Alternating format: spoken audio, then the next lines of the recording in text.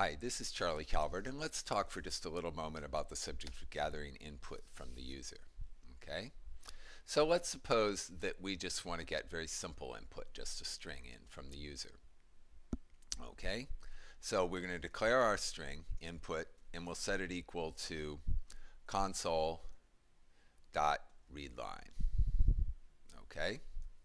We'll go ahead and we'll run this code, and I'm going to press Control F5 to run. And now you can see the console window has come up and there's a little prompt blinking at us. What this prompt is telling us is that we're waiting for input from the user. So we'll type something.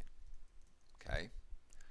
And then I press Control F5, so after I pressed enter I typed something, then I pressed enter, and then I see this prompt that we always get when we start our programs by pressing Control F5, our console applications by setting. Now, the one thing about that was that it was very minimalist. There wasn't any prompt for the user. So let's add a prompt, and we'll try naively to say enter something with a ReadLine statement. Okay? And we'll go ahead and we'll run that, and let's see what we get. Well, we get a prompt that says enter something, but notice that the cursor is down here on the next line. Well, that's not exactly what we want. It doesn't really make sense in many cases. Sometimes it would be, but often you'd want to enter the prompt right on that same line. So instead of writing console.WriteLine, let's do console.write. And we'll go ahead and we'll run again. And now when we enter something, we can see it shows up right on that same line with the initial input.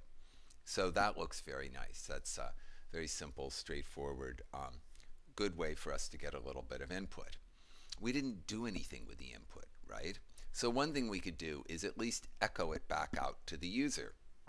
So we can write, again, console.WriteLine, and we'll just simply echo whatever the user entered back to the user. So enter something, and we'll again enter something, and here it echoed it back out because we ran Control F5 rather than just F5 or just pressing the green button. We get a chance to pause and look at our output. Okay, and remember that Control F5 is the same thing as choosing debug start without debugging, right? You do start with debugging and it's great, but our problem is that you don't get it to wait for you automatically unless you do something fancy with the screen to make it delay for you. Okay, so the one problem with this particular technique that we're using right now is that the output comes back to the user, but it doesn't really say what happened, what are we doing. So let's, increase the sophistication of this a little bit by saying, let's echo it back to the user, but tell him what we're doing. So we're going to say, you wrote something, and we'll use just a simple format string here with a format item right here, which will display the user's input for us. So enter something, we enter something, and it echoes back, you wrote something, okay? So now we've got a real transaction going back and forth. But suppose that instead of just echoing a string back, we wanted to do some math. We want to do a little, advanced mathematics, like add 10 to whatever number that the user happened to enter. So we'll declare a starting value of type int, and we'll set it equal to 10, right? And so we'll change this to enter a number. We're going to tell the user what we want. And now we'll try to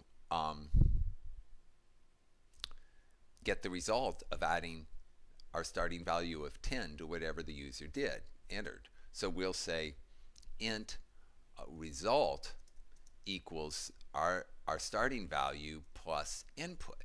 Now, this all seems logical, but when we try to do it, we get these red squigglies under the starting value plus input. And down here in the error window, we see cannot implicitly convert type string to int. That's something, that's just a phrase you should start to say in your sleep, because you'll see that error so many times. You should know immediately what it means. It means input is a string, and if we hover our mouse under it, you can see, oh, string input, and beneath it a little story about the red line there, cannot implicitly convert type string to an int. So remember, starting value over here is an int. Input over here is a string. We can't add the two of them together. That's what we mean by saying C# is a strongly typed language. We can't add the two of them together because one's a string and one's an integer. One's an apple, one's an orange. They can't mate happily together, okay? We don't have a good scenario for happy conjugal relationships, okay? So what we're going to do is we need to convert the string into an integer. So it happens that there's a class called int, and here's a place where we talk about the int and where we declare an instance of an int.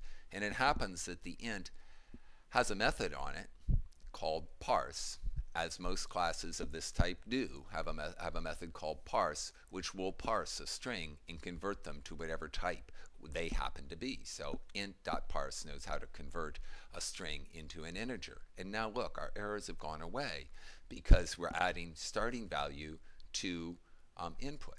So what can we do down here for this last little bit to make this make more sense? Give the user some kind of decent feedback. We'd say, we can simply say that, why don't we say the input plus starting value equals result. Okay? So we'll go input, comma, starting value, comma, result. And let's see what we get when we do that. We'll go ahead and we'll run that one.